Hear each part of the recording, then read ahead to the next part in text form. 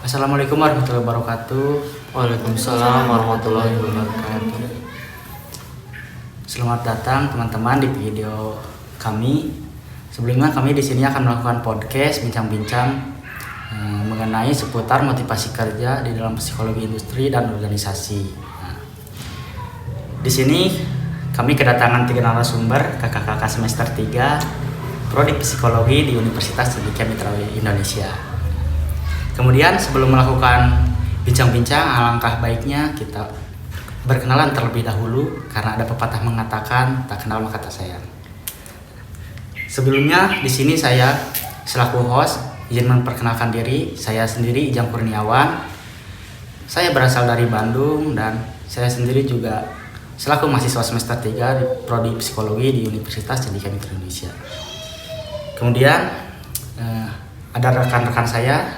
Silakan perkenalkan, nama saya Armalita Mulia. Saya juga mahasiswa dari UNICIMI atau Universitas Cendekia Mitra Indonesia yang sekarang semester 3 dari Prodi Psikologi. Kemudian saya Septiana Dwi Puspitarani, mahasiswa UNICIMI juga dari semester 3 Prodi S1 Psikologi. Oke. Halo guys, aku Ilham dari Prodi Psikologi S1 ya. Untuk sekarang saya semester 3 juga. Kak Ilham ini di sini paling pede ya. harus mengapresiasi confidence saya. Baik, sebelum masuk ke materi kita kali ini, alangkah baiknya kita mengenal lebih dalam kakak-kakak narasumber ini. Gimana ya Kak, sebelum kan sekarang kakek ini masuk di Prodi Psikologi di Universitas Cendekia Mitra Indonesia. Nah, sebelum masuk ke psikologi ini atau masuk kuliah ini, kakak-kakak ini sebelumnya ada bekerja atau gimana nih Kak? Kalau dari saya pernah bekerja ya. Sebelum masuk kuliah itu saya pernah bekerja. Tapi selulus SMA itu saya kuliah dulu, tapi karena kita ada COVID ya, yang katanya itu libur 2 minggu, tapi malah jadi 2 tahun. Jadi 2 tahun. Nah itu saya pada saat itu saya melamar bekerja di suatu perusahaan garmen ya di Cilacap gitu sih. Sebelumnya kan sebelumnya kakak ini kuliah lalu kerja. Nah, untuk kuliah sebelumnya ini langsung di UNICIMI ini atau di kampus lain gitu? Oh, sebelumnya di kampus lain sih. Oh, kampus lain. Baik untuk Kak Armalita atau Kak Septi, silakan. Silakan Mbak Armalita dulu. Kalau saya pertamanya kerja dulu, karena nggak dari lulus SMA nggak langsung kuliah karena nunggu tahun depannya lagi. Kerja awalnya tuh di Jogja juga, di Kejayan, itu di sebuah franchise gitu. Terus habis itu lanjut ke kerja di sebuah kafe jadi barista di Tangerang. Ya, silakan untuk Kak Septi gimana? Kalau saya sendiri tamatan SMA itu nggak langsung kerja, melainkan saya kan benar-benar tahun angkatan COVID ya. Jadi rencana awalnya tuh saya ada planning buat kuliah, cuman berhubung COVID jadi nggak dibolehin orang tua dikarenakan pemerintah juga sistemnya udah lockdown kan. Jadi untuk tahun pertama tuh saya nggak kerja, nggak kuliah, tapi untuk tahun kedua saya mencoba untuk kerja di sebuah VND yang toko roti itu. Saya kerja demi mengisi waktu luang juga ya, karena kan itu masih terbilang lockdown. Iya. Lockdown, dan saya juga kerjanya di sebuah mall di Palembang begitu. Oh iya, baik, terima kasih. Nah, ngomong-ngomong mengenai motivasi kerja, nah ini kan kakak-kakak narasumber bertiga ini sebelumnya memiliki background yang berbeda ya, seperti Kak Ilham sebelumnya bekerja di garmen, Kak Malita sebagai barista, dan Kak Septi bekerja di bidang F&B. Nah, sebelum membicarakan mengenai motivasi bekerja, kita tanya dulu nih kakak-kakaknya. Apa sih motivasi kakak-kakak ini masuk ke psikologi dengan background yang sebelumnya berbeda mungkin sama jurusan yang sekarang? Motivasi masuk ke psikologi ya. Iya. Sebelumnya saya itu nggak pernah ada bayangan mau masuk ke psikologi karena tujuan utamanya itu masuk ke teknik mesin gitu. Teknik. Terus karena saya tidak diterima di universitas negeri, jadi saya melanjutkan ke universitas swasta dan lanjut ke ngambil jurusan psikologi gitulah. Nah, karena motivasinya karena saya kira bahwa dengan masuk psikologi itu memiliki prospek kerjanya luas gitu sih. Iya, seperti itu. Mungkin sama seperti saya juga masuk psikologi cuma menjadi plan kedua atau plan B. Untuk plan A saya juga sama seperti Kak Ilham mungkin bercita-cita masuk ke teknik ya. Cuman dulu saya juga sempat daftar masuk ke universitas teknik di kota saya Bandung. Cuman ya itu gagal ujian saringan masuk. Gimana untuk Kamalita atau Kak Septi? Kalau saya angkatan COVID ya, saya kemarin tuh udah ada plan sama teman saya. Kami kompakan buat menuju ke salah satu kampus kedinasan. Cuma berhubung saat COVID nggak ada tes, berujung ya seperti saya katakan pada awalnya, saya nggak kuliah karena udah termasuk lockdown juga. Dan setelah itu saya linjur ya kalau bisa dibilang, karena saya tuh kemarin tuh ngambil jurusan akuntansi ke psikologi tuh kayak ya begitulah. Sangat saya jauh. Dan saya niatan saya menghindari yang namanya hitung-hitungan, tapi malah ketemu. Lebih susah Hitungan kemana-mana. Saya pikir tidak ada hitung-hitungan kan ya, udah ternyata ada hitung-hitungan, tapi nggak apa-apa. Dan saya psikologi ini sebenarnya plan kedua juga sih, karena plan pertama saya tetap akuntansi. Udah, itu aja. Tadi kakaknya bilang kan masuk psikologi ini untuk menghindari hitung-hitungan. Tapi kan plan pertama kakak ini masuk ke akuntansi. Iya, karena kemarin belum ada menghindari, belum ada jiwa untuk menghindari ya. Berhubung COVID itu bikin kayak apa ini, kayak nggak ada aktivitas, kayak bingung. Terus juga materi-materi SMA itu kayak udah blur kayak gitu kan. Jadi ya udah, saya milih beberapa kampus kan kemarin dan jatuhlah ke psikologi. Ya, baik. Emang hitung-hitungan itu sesuatu yang sangat dihindari oleh banyak orang. Iya. Gimana untuk kamu, Lita? Kalau saya sendiri sih awalnya tuh belum di psikolog ya, karena awalnya pilihan pertama tuh di Tata Boga. Itu juga sempat daftar juga, tapi di salah satu universitas negeri tapi nggak masuk. Jadi mengambil pilihan kedua itu jurusan psikologi. Itu aja sih, simpel. Jadi background kita sama-sama ya. Masuk ke psikologi ini sebagai plan kedua. Nah, kemudian kita kan udah membahas mengenai motivasi kakak-kakak ini untuk masuk psikologi. Kita masuk aja ke materi bincang-bincang kali ini. Sebelumnya, apa sih Kak untuk motivasi bekerja di dalam psikologi, industri dan organisasi itu sendiri? Bisa mulai Kak Ilham, gimana Kak?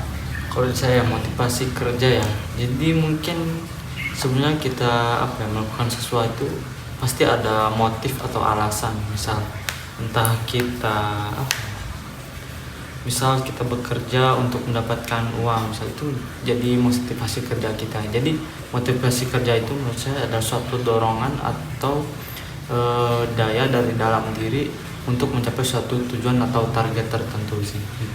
Seperti itu. Untuk Kak Septi atau Kamalita? Kalau menurut saya, adanya motivasi kerja itu didorong oleh keinginan internal maupun eksternal, yang mana dorongan itu bisa mencapai sebuah tujuan yang bisa untuk kinerja yang baik dalam konteks pekerjaan kayak gitu. Mungkin ada tambahan dari Mbak Malita, bagaimana? Hampir sama ya dari Kak Ilham sama Kak Septi, kayak motivasi kerja itu dorongan dari dalam diri untuk melakukan sesuatu hal, entah itu pekerjaan atau hal lain. Jika tidak adanya motivasi kayak hambar gitu loh. Iya. Jadi mungkin motivasi ini adalah sebuah dorongan ya. Ya, tadi kan membahas tentang apa sih itu motivasi atau definisi dari motivasi bekerja itu sendiri. Nah, kemudian saya ingin menanyakan nih Kak, bagaimana sih cara kakak-kakak untuk menumbuhkan motivasi kerja itu sendiri di dalam diri kakak sendiri? Untuk menumbuhkan ya.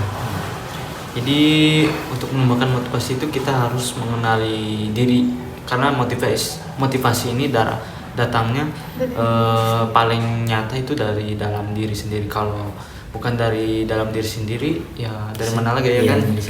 Jadi harus mengenali diri, kemudian harus punya ada tujuan dan target tertentu sehingga kita mampu melakukan sesuatu dengan tujuan yang jelas. Seperti itu.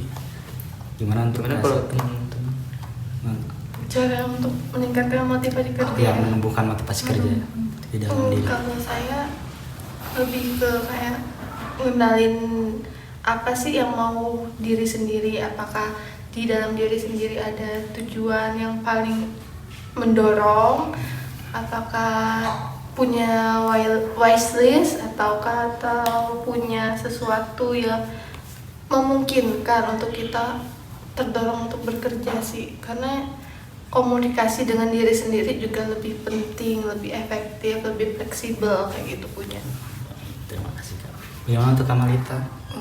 Ya sama aja sih ya. Kayak kita lihat diri kita sendiri, apa sih kebutuhan kita, sama lihat di sekeliling kita atau keluarga kita. Jadi kayak ntar kita lihat sekeliling dan diri kita kan jadi kayak menumbuhkan rasa motivasi itu untuk bekerja, untuk menghasilkan sesuatu hal gitu. Baik. Mungkin untuk menumbuhkan motivasi kerja ini itu didorong oleh keinginan kita mungkin untuk mencapai sesuatu yang kita inginkan. Nah, kan kita tadi udah membahas tentang definisi motivasi kerja, cara menumbuhkan motivasi kerja. Nah, lanjut lagi kita mungkin di sini ingin membahas apa sih atau ada nggak sih itu apa jenis-jenis motivasi dalam bekerja tersebut. Bagaimana Kak Ilham? Motivasi ya. Iya. Mungkin tadi ya motivasinya bisa dari diri sendiri ataupun dari sosial. Misal kalau dari diri sendiri kita tadi punya tujuan target tertentu. Misal kita ingin mendapat penghargaan dari atasan atau dari orang tua karena kita mendapat sesuatu gitu kan. Ataupun misal tadi dari sosial, kita ingin dihargai oleh teman-teman gitu sih. Baik. Untuk Kak Septi atau kamu lihat? Kalau saya lebih ke motivasi dari faktor luar individu ya. Kan kita tuh kerja buat mendapatkan sesuatu, buat menghasilkan sesuatu. Jadi kalau semisalnya faktor luar itu sangat mendukung banget untuk bisa ada motivasi kerja. Karena kan saya juga pernah bekerja. Saya bekerja itu demi mewujudkan wishlist saya. Karena buat apa saya bekerja kalau saya tidak bisa menghasilkan? Iya, benar. Nah, prinsip saya seperti itu sih. Kalau jenis-jenis motivasi kerja ya tadi. Iya. Jenis-jenis motivasi kerja salah satunya ya dari sosial, karena motivasi yang muncul dari interaksi dan hubungan sosial dengan entah itu dengan sesama karyawan atau kolega atau dengan pemimpin sendiri.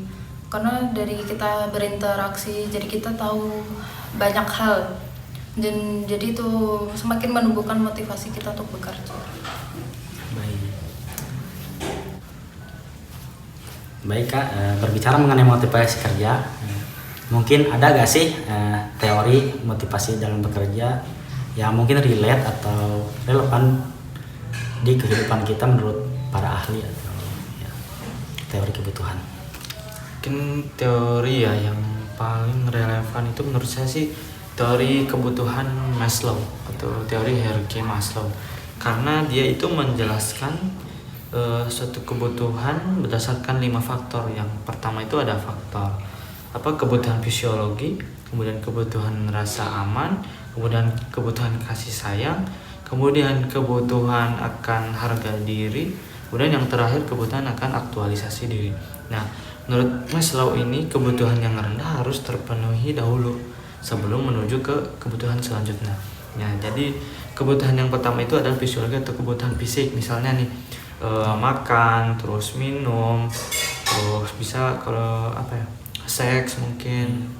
Jadi jika kebutuhan ini tidak terpenuhi, maka akan mengganggu kelangsungan hidup individu tersebut. Misal nih kita tidak memenuhi kebutuhan ini, misal tidak bekerja ya kan, ya kita tidak dapat upah, kemudian kita tidak bisa membeli makan.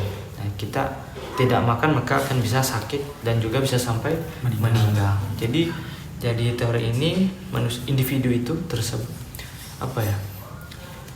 terdorong atau adanya motivasi kerja karena ada kebutuhan tertentu.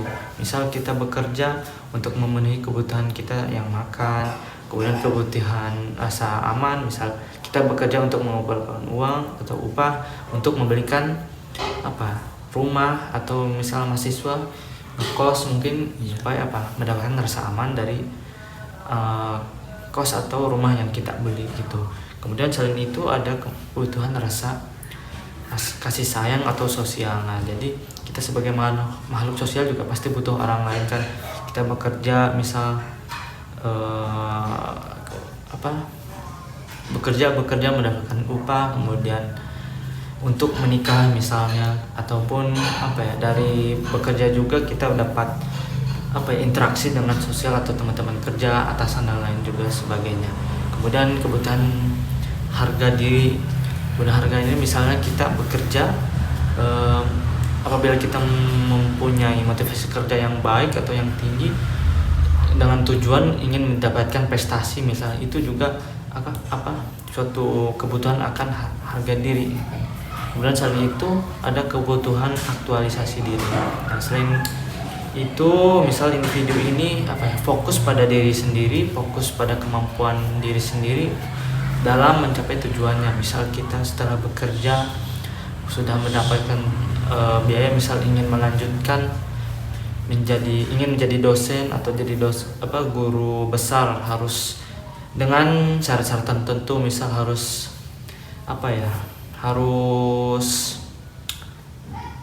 dengan mengikuti persyaratan tertentu begitu. Kalau teori menurut saya sih dari Maslow. Cukup jelas sekali mungkin ya teori kebutuhan dari Maslow. Bagaimana untuk Kak Septi atau Kak Melita? Kalau saya lebih ke teori keadilan dari James dan si Adam ya. Ya, James Stacy Adam. Nah, kalau saya kan menurut Adam, dia ini bilang kalau kerja itu untuk menghasilkan sesuatu. Iya, untuk menghasilkan sesuatu. Kalau misalnya kita individu, kita kerja tapi nggak dapet apa-apa tuh, pasti di dalam diri kita kayak ada rasa kurang puas. Pasti kita bakalan bilang, enak ya ini, pasti kita bakalan membandingkan. Kenapa dia kerja dapat uang sedangkan kita kerja nggak dapat apa-apa, kayak gitu. Jadi teori keadilan itu sangat relevan sekali bagi saya. Selanjutnya bagaimana Mbak Melita? Kalau dari saya teori harapan ya dari Victor Fromm itu karena seseorang itu kayak membutuhkan suatu harapan itu. Misal kita lagi bekerja, ya harapannya dari bekerja itu kan harapannya kita mendapat imbalan. Terus dari misal kita dari mengerjakan tugas saat bekerja atau mengerjakan proyek itu harapannya kan keberhasilan. Dan saat kita lagi dalam suatu pekerjaan atau organisasi itu, dan saat kita berhasil harapannya juga mendapat pengakuan atau penghargaan gitu dari sebuah organisasi atau dari atasannya. cukup ini ya. Tadi ada teori kebutuhan dari Maslow oleh Kak Ilham, kemudian teori keadilan oleh siapa? Itu James Tesi Adam oleh Kak Septi, dan ada teori harapan oleh Dari Victor Rum oleh Kak Malita. Ya. Nah, kemudian mengenai motivasi kerja itu sendiri ya, menurut kakak-kakak ini faktor-faktor apa saja sih yang mungkin mempengaruhi motivasi dalam bekerja itu sendiri? Bisa dimulai dari Kak Ilham. Menurut saya faktor yang paling mempengaruhi motivasi kerja, dari pengalaman saya sih, gaya kepemimpinan itu mempengaruhi motivasi kerja. Kenapa? Karena misalnya kita bekerja punya atasannya kayak otoriter, mereka yang buat aturan, mereka yang buat SOP, tapi mereka sendiri yang melanggar. Nah itu kadang membuat kita kayak mana ya, kayak males jadi males gitu mau kerja gitu, rasanya kayak gitu, kerjanya nggak sesuai, terus nyuruh aja, padahal job desk kita udah jelas, job desk orang lain udah jelas, tapi kita harus menjadi pekerjaan orang lain, itu bikin malas kadang motivasi kerja itu. Tapi sebaliknya kalau misal kayak kepemimpinannya misal kayak demokratis, itu lebih ke kita enjoy gitu kerja juga, jadi termotivasi juga. Intinya dari pemimpin juga ya. Iya. Kalau pemimpin bagus dalam kerja ya kita juga, masa kita enggak gitu. Iya. gitu sih. Untuk Kak Septi gimana? Kalau saya faktor yang mempengaruhi juga bisa dari jenjang karir ya, karena kan kita nggak mungkin kerja stuck di sini aja, pasti kita punya masa depan, punya planning yang untuk kehidupan yang lebih baik. Terus juga kalau misalnya kita dipromosiin, otomatis kan itu bakalan naik jabatan atau naik apa ya? Iya, promosi. Dipromosi kayak gitu kan. Nah itu otomatis kita bakalan termotivasi, kita bakalan enjoy juga, kita bakalan bisa nuangin ide-ide kita untuk selanjutnya bagaimana kebaikan kinerja kita selama kedepannya. Gimana untuk Kak Malita? Kalau dari saya sendiri, faktor-faktor yang mempengaruhi motivasi kerja itu salah satunya lingkungan kerja ya. Karena jika lingkungan kerjanya tidak nyaman, kayak toksik, jadi kayak kita tuh kurang termotivasi gitu. Sedangkan sebaliknya kalau misalnya lingkungan kerja nyaman, bersahabat, terus sesuai gitu, jadi kita lebih akan termotivasi untuk kerja. Pasti kan banyak pengalaman yang kurang enak dalam lingkungan kerja. Mungkin dari faktor-faktor yang tadi kakak sampaikan ya, apakah ada sih atau ada dampak dari faktor-faktor tersebut yang mempengaruhi terhadap motivasi kerja tersebut? Ya pasti ada, cuman tergantung bagaimana kita menanggapi dampak tersebut. Ada dampak yang positif, salah satunya bisa untuk meningkatkan kualitas kerja kita ya. Nah kalau motivasi kita tinggi, motivasi kita terarah, baik, dan otomatis itu juga bakalan dapat feedback yang bagus dari kualitas kerja kita, dari perusahaan kita atau dari organisasi yang pastinya. Mungkin ada tambahan? Ya, kalau dari saya sih misal misal kalau kita sebagai HRD, bagaimana kita membuat karyawan itu meningkatkan motivasinya, misal dengan mengadakan event atau bisa mengadakan kayak intensif atau imbalan atau bonus, itu bisa meningkatkan motivasi kerja gitu sih. Dan setelah kita karyawan bisa mendapatkan itu dan meningkatkan produktivitas dan kualitas kerjanya juga. Lebih efisien ya. Gimana untuk Malita? Dampaknya salah satunya ya itu peningkatan produktivitas. Jika seseorang bekerja dengan termotivasi itu akan meningkatkan sebuah produktivitas dalam pekerjaan itu, dan akan dalam bekerja itu lebih menjadi efisien dan lebih mencapai hasil yang sesuai dan memuaskan. Dan juga kalau misalnya ada dampak dari motivasi kerja itu sendiri, kita tuh cenderung untuk lama kerja di sana, kita cenderung untuk botak dan nggak ada pikiran untuk resign gitu.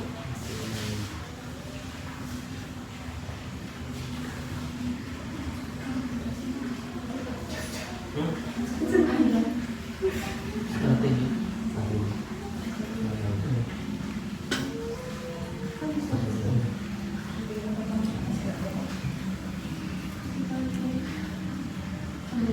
Ada kekurangan dari lingkungan kerja yang kurang.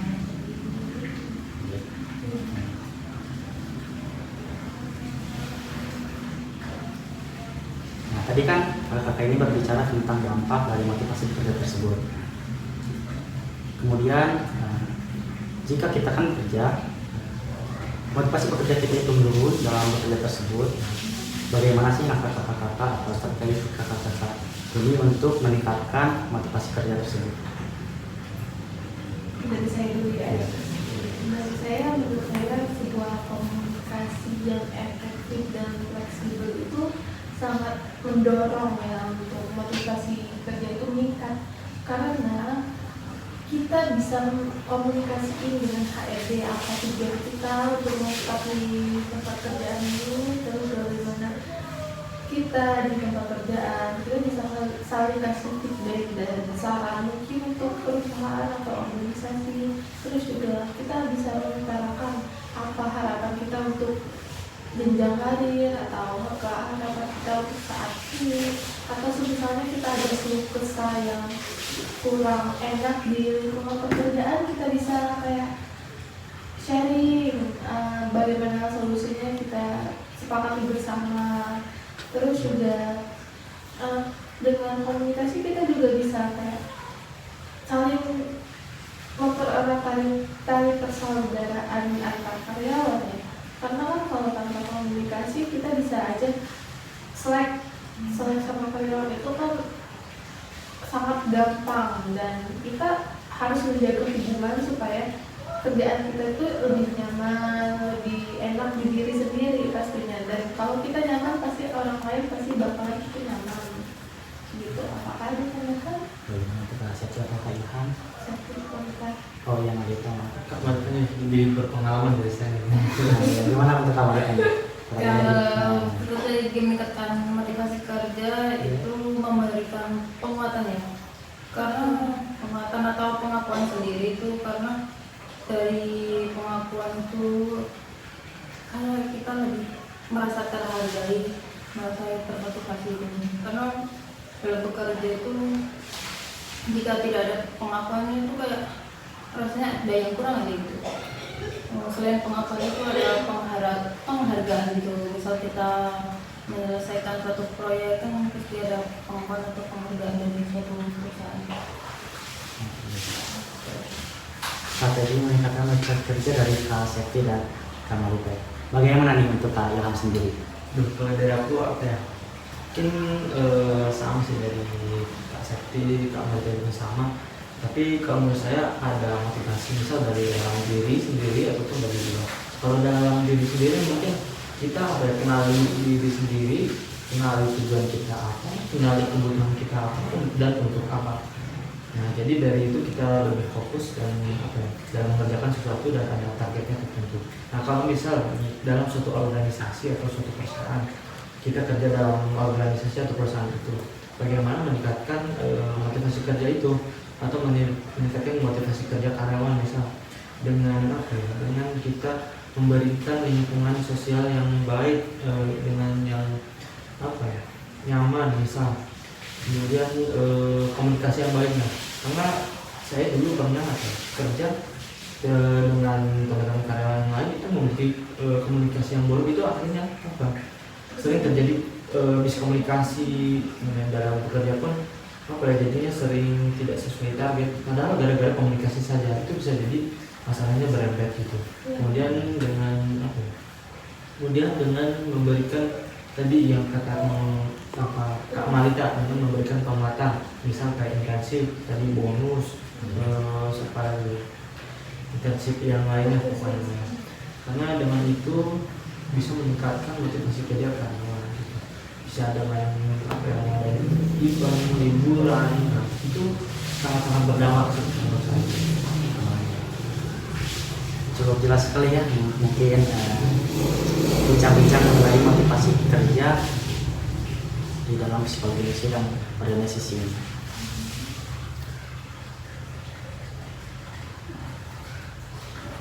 Nah, mungkin untuk selanjutnya kan kita bincang-bincang santai aja ya.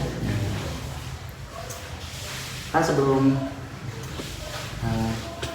untuk masuk kuliah ini kan kakak ini sebelumnya bekerja kan. Bisa mungkin untuk menceritakan pengalaman baik atau buruknya dalam ya itu berbeda itu sendiri. Kalau dari aku ya baik buruknya, baiknya itu misal kayak kita kalau misalnya kita tidak terdapat teman ya, kita dapat relasi, kemudian kita dapat ilmunya juga, terus apa lagi? Itu dua itu sih menurut saya. Kalau baiknya, kalau buruknya ya yang kayak tadi begitu. Saya pernah kayak apa ya? Malah buruknya itu ya dapat atasan yang otoriter itu, jadi kayak malas gitu. Bawaannya kayak apa ya? Jadi ke teman saya itu, dari teman saya mau apa ya? Dampaknya ke saya juga, ngajak Christian. Padahal saya masih oke lah, terus bertahan gitu. Itu tapi apa ya, banyak hal yang bisa saya ambil sih, ada hikmahnya dan ada pasti ada manfaatnya juga bagi kita sih. Jadi membuat kita juga apa ya, gak lembek atau jadi lebih kuat gitu. Jadi mungkin kalau misalnya nanti kita dapat pekerjaan yang lebih masih stres, kita lebih sudah terbiasa. Ya memang pemimpin yang otoriter itu membuat kita tidak nyaman dalam bekerja. Tidak semangat juga. Bagaimana untuk Asepti? Kalau saya saat bekerja itu lebih banyak ngerasain kerjasama ya, karena kan PNB itu makanan cepat saja, yang mana orang-orang tuh bakalan mau cepat-cepat, mau bisa dilayani dengan semaksimal mungkin. Otomatis saya dan rekan saya itu berharap mendapatkan sebuah kerjasama yang baik untuk customer pastinya, dan juga ketika kita udah kerjasama yang baik tuh otomatis kalau misalnya mau minta tolong sesuatu tuh jadi lebih legowo, walaupun dia tuh umumnya mungkin lebih tua, lebih di atas kita, cuman karena kerjasama dan sikap profesional kita sendiri, kita tuh bisa kayak masih segan, cuman tahu apa yang harus dilakuin gitu. Dan kalau misalnya untuk yang buruk sih lebih ke jam operasional kali ya. Kan saya kan sendiri kerja di sebuah mall. Mall itu biasanya jam operasionalnya jam 10 pagi sampai jam 10 malam. Dan sebelum jam 10 pagi itu saya diharuskan untuk datang. Dan saya emang menyetujui kerjaan itu secara sadar. Cuman kalau untuk satu shift saya menolaknya, karena 12 jam itu sangat tidak worth it untuk waktu manusia beraktivitas. Makanya dari situ saya menyampaikan ke bos saya dan teman saya juga ikut menyampaikan suara dia, dan akhirnya setelah rundingan itu kita membuat 3 shift. Jadi dari jam 10 sampai jam 1, terus jam 1 sampai jam 5 kalau nggak salah, jam 5, terus jam 5 tuh sampai jam 10 untuk jam malamnya kayak gitu punya. Ya. Bagaimana untuk Kamalika? Kalau pengalaman kerja menurut saya ya apa baiknya tuh kita itu tadi mendapatkan relasi ya, kita memperluas relasi. Ya. Saat bekerja ya, itu saya mendapatkan kenalan ya dari berbagai macam, dari seorang pengusaha, seorang dosen, seorang banyak ya. Karena di situ tuh di kafenya tuh milik organisasi gitu loh. Dan organisasi itu banyak banget orang jenis orang-orang yang berbeda ya pastinya. Kalau Bisa mendapat pengalaman yang lebih baik tentunya ya. jelas. Iya. Dan kalau dari rekan-rekan kerja itu ya apa dapat pelajaran yang banyak juga ya, karena rekan kerja saya termasuknya udah berpengalaman semua. Kalau dari pengalaman buruknya itu sih juga tadi kayak Kak Sakti, jamnya gitu, karena SOP-nya tuh buka tuh dari jam 9 sampai jam 10 malam tuh udah tutup. Tapi kan terkadang namanya kafe kan ya, kadang apa customer gitu ada yang belum pulang gitu, kadang sampai jam 12 malam, jam 1, dan dari atasnya tuh kayak kita kayak mewajibkan gitu, nunggu customer pulang gitu. Jadi ya mau nggak mau ya kita harus nunggu, padahal itu di luar SOP-nya. Baik. Mungkin dari saya lebih banyak pengalaman buruknya dari pengalaman pengalaman baiknya paling cuman ya ketika kita menerima gaji. Iya. Itu cuma Itu kayaknya realita yang sangat menunggu ya. Iya. Mungkin itu saja teman-teman ya, bincang-bincang kali mengenai motivasi kerja di dalam psikologi industri dan organisasi. Cukup jelas mungkin teman-teman tadi mencakup dari definisi motivasi kerja itu sendiri, bagaimana cara menumbuhkan motivasi kerja, jenis-jenis motivasi kerja, teori, faktor-faktor, dan dampak bagi motivasi kerja itu sendiri, serta strategi untuk meningkatkan motivasi kerja ketika motivasi kerja itu sendiri menurun. Kemudian di sini saya akan membacakan kesimpulan. Motivasi kerja memiliki peran yang penting dalam meningkatkan kinerja organisasi. Penting bagi pemimpin dan organisasi untuk memahami faktor-faktor yang mempengaruhi motivasi kerja dan menerapkan strategi yang efektif untuk meningkatkannya. Mungkin itu saja teman-teman. Atas kurang lebih dan salahnya mohon dimaafkan. Terima kasih. Wassalamualaikum warahmatullahi wabarakatuh. Waalaikumsalam warahmatullahi wabarakatuh.